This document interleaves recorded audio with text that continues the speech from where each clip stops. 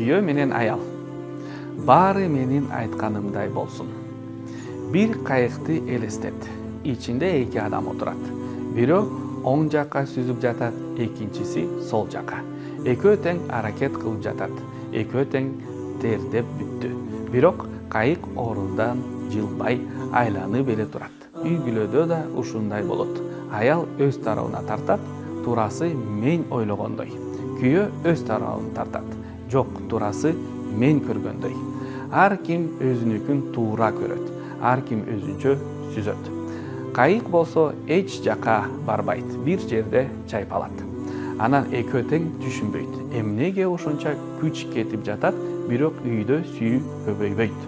Тескерисинче мамиле бузулуп жатат. Көйгөй кайыкта жалпы жээк жоктугунда. Ар ким өз жайын сүзүп жатат. Ошондуктан кайык тегерене берет. Экөө тең бир тарапта караса, баары өзгөрөт. Мен каалагандай эмес, сен каалагандай да эмес, Аллах ыраазы боло тургандай. Жубайлар үйдүн башына Аллахтын ыраазычылыгын койгондо мамиле тереңдейт. Андай никени Аллах өзү сактайт. Анда сүйүү да көбөйөт. Анткени Аллах күйөө менен аялдын бири-бирин напсинин көзү менен караганын жакшы көрбөйт.